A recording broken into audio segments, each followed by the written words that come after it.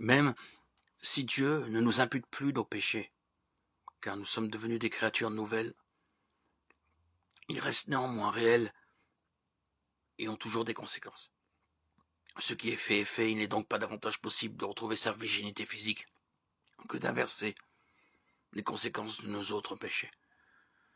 Nous pouvons cependant renoncer au sentiment de culpabilité lié au sexe prémarital, qui peuvent nous faire douter de la puissance du pardon de Dieu, parce que nous n'arrivons pas à nous pardonner à nous-mêmes. Nos émotions peuvent nous tyranniser au point de nous faire croire que nous sommes trop mauvais pour pouvoir être pardonnés. Il y a plusieurs raisons à cela. D'abord, notre conscience qui est là pour nous convaincre de notre péché. Pas de grâce ni de miséricorde. Ensuite, bien sûr, Satan, l'accusateur de nos frères et sœurs, Apocalypse 12:10, qui fera tout pour nous éloigner de l'amour et de la grâce de Dieu, car il est menteur et le père du mensonge, Jean 8:44.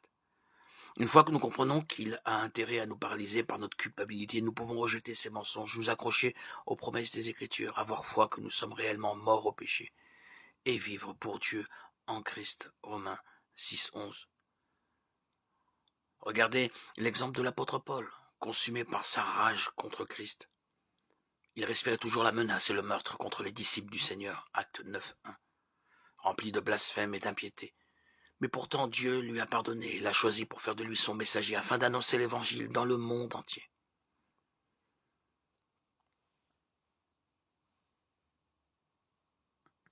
La parole de Dieu que nous écoutons attentivement ne féconde pas seulement notre cœur, elle doit aussi s'épanouir dans notre corps, dans nos membres.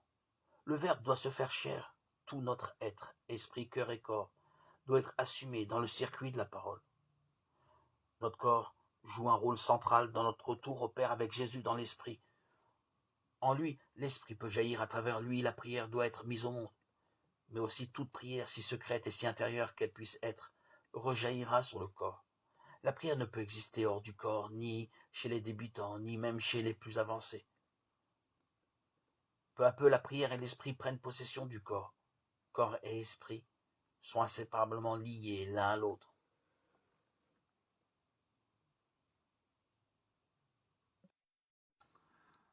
Assieds-toi tranquillement à mes côtés et laisse toutes tes peurs et inquiétudes remonter à la surface.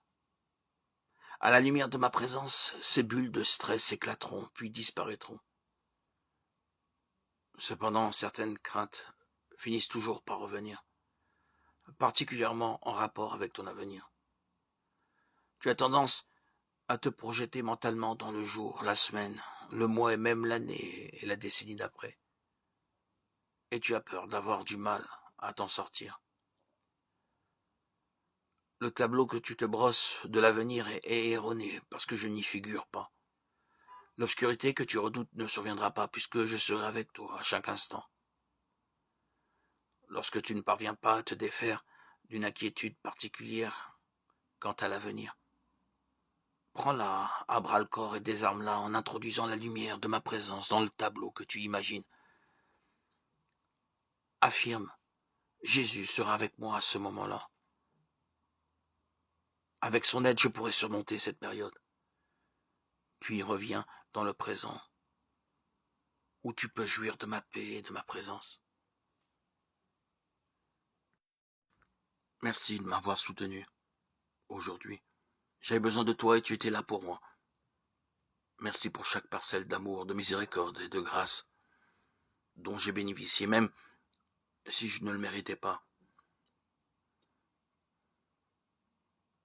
Merci pour ta fidélité même dans ma souffrance. Je te confie cette soirée, cette journée et tout ce qu'elle contient. Que je puisse me reposer sur ta bonté, sachant que ta main douce me gardera. À toi seul revient la gloire. Soyez dans la joie, soyez heureux, parce que Dieu vous prépare une grande récompense.